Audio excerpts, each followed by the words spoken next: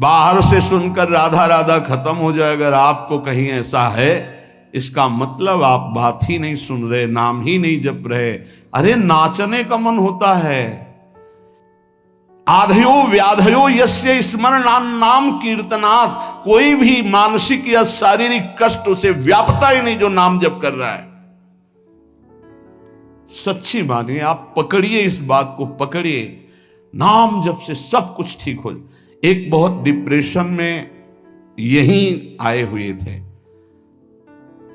उनको हमने बताया सबके जूते साफ करो, यहां सबकी पादुका साफ करो, वाणी पाठ में बैठो और पाओ श्री जी की जूठन, ठीक हो जाओगे। ये कोई आशीर्वाद नहीं था, ये पाप नष्ट करने की प्रक्रिया थी। जब आप सबकी पादुका साफ करोगे तो आपके सारे पाप नष्ट हो जाएंगे। पर देहाभिमान प्रबल, पादुका हम सबकी, ये बहुत बड़ी बात है।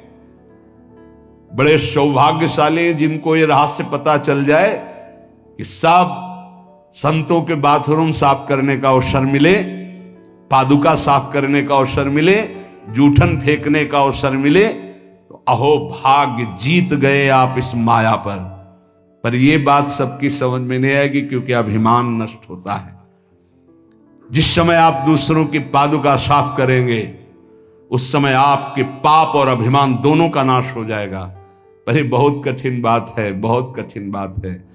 सब लोग खड़े हैं और आप उनकी पादुकाएं, और कोई कठिन बात नहीं। आप गुरुद्वारा जो साहब कहते हो, वहां चाहे आप जितने बड़े पदाधिकारी हो, वहां अगर सेवक हो तो वहां पहले जोरी सेवा मिलती, पादुका की सेवा करो, और सब करते हैं। सर्वरोगोपशमनम सर्वोपद्रवनाशनम शांतिदम सर्वरिष्टानाम हरे नामानुकीर्तनम। गंगा के किनारे पूज्य हरि बाबा विचरण कर रहे थे तो 10 गांव के लोग एकत्रित होकर आए और कहा, बाबा गंगा जी जब बढ़ती तो पूरा हाहाकार मच जाता है, हमारे खेत बह जाते हैं, गांव पूरा जीना मुश्किल हो जाता है। ना कोई इस बात को समझ पा रहा है और ना हम में कोई सामर्थ्य है। बाबा कृपा करो, आपके पास तो बहुत लोग आते रहते हैं। हरि बाबा विश्व प्रसिद्ध महापुरुष थे, उड़िया बाबा सदैव साथ रहते थे। अनूप शहर, हरि बाबा ने सबकी करुण पुकार सुनी तो बाबा ने कहा, हाँ हमारे पास एक बहुत बड़ा पावर है, नाम। सुनो, सबको साथ देना पड़ेगा। क्या? बोले बालू का बांध बांधेंगे। हमारे पास पैसा नहीं, हमारा कोई सहयोग नहीं, तो हम बालू का बांध। तो बोले बालू का बांध गंगा जी? बोले जहां नाम जप करके तसला रख दोगे बालू का, गंगा जी चाहे जितनी बाढ़े उसको काट नहीं सकती। तो जानते हो अब तो बहुत बड़ा बांध बना हुआ है, उसको हरि बाबा बांध से ही कहते हैं, हरि बाबा के नाम से ही बांध। पर बाबा ने पहला बांध जानते हो काहे को बनवाया? बालू का। भर भर के बालू, नाम उच्चारण हो रहा है, हरे कृष्ण हरे कृष्ण, बाबा यह कीर्तन करवाते थे। और ऐसे तसला फावड़े में भरा जा रहा है, कृष्ण कृष्ण कृष्ण, और रखा जाता कृष्ण। बोले गंगा जी की सामर्थ्य नहीं कि काट दें। ऐसा ही हुआ, गंगा जी बहुत बढ़ी पर दिशा बदल दी, बांध का स्पर्श ही नहीं हुआ। और आगे चलकर जब पता चला कि बाबा ने ऐसा बांध, तो फिर सब मिलकर सरकार ने भी बहुत सुंदर बांध बना हुआ है, और वहाँ आज भी कीर्तन अखंड चलता रहता है। बहुत बड़े बड़े महापुरुष वहाँ बैठ करके साधन भजन भी किए। हरि बाबा उड़िया बाबा जब थे तो भाई जी महाराज, बड़े बड़े संत जाकर वहाँ सत्संग करते थे। नाम का प्रभाव गंगा जी ने नहीं स्पर्श किया, उस बांध को जो बालू का बांध दिया गया। आप समझते क्या है? नाम में अपार। कैसे कोई वैज्ञानिक मानेगा इस बात को कि ये नाम का प्रभाव। रोज नाम कीर्तन में वर्षों से एक भक्त जाते थे।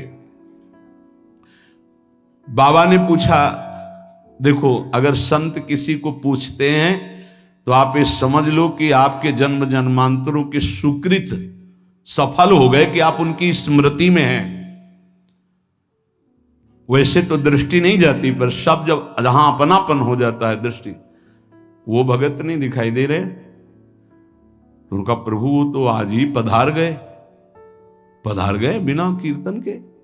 ये कोई 200-400 वर्ष नहीं हुए हरि बाबा को गए, भी बहुत 60-70 वर्ष हुए होंगे।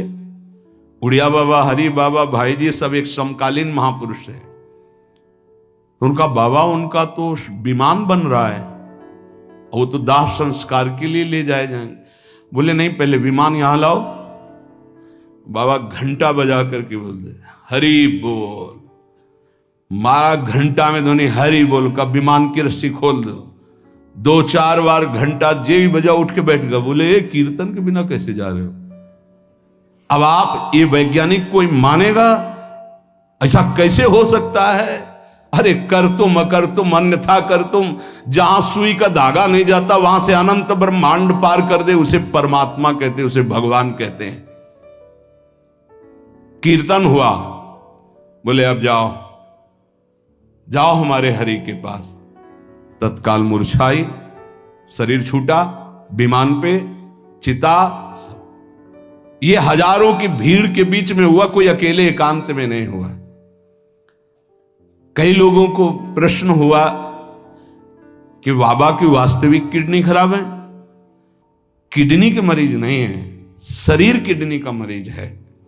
लेकिन जब हम होते हैं तब किडनी के मरीज नहीं होते, और जब किडनी के मरीज होते तो हम नहीं होते। ध्यान रखना। अब ये तुम समझो, समझ पाओ तो समझ लो। इस समय हम मरीज नहीं हैं, इस समय डॉक्टर हैं हम। अभी जब इससे उतरेंगे तो मरीज हो जाएंगे, पकड़ लेंगे लोग, वहां खड़े करेंगे। ऐसे बैठे रहना, चलता रहेगा। ये केवल राधा नाम का प्रभाव समझो। ये केवल राधा प्रताप है, श्री जी का प्रताप है, ये नाम प्रताप है। जब साधु नहीं रहता ना तो उसकी जीवनी में लिखा जाता है, तो बोले अच्छा ऐसा था। और जब सामने है तब समझ में नहीं आता, माया समझने नहीं देती। यही माया का है कि जब तक श्री कृष्ण चंद्रजू अपने परिकर में रहे द्वारिकापुरी में, तो जल्दी कोई जान ही नहीं पाया कि ये द्वारिकाधीश बने हुए अनंत ब्रह्मांडों के स्वामी हैं। पक्का ऐसे भगवान और भक्तों की लीलाएं होती हैं। सच्ची कह रहा हूं, ये हमारी कोई महिमा नहीं, ये राधा प्रताप है कि कैसी भी परिस्थिति हो, ये जस गवाना ये उनके प्रताप से हो। कौन सा ऐसा सर्व रोगापशमनम सर्वोपद्रव नाशनम शांति प्रदम सर्वरिष्टानाम हरिर नामानुकीर्तनम।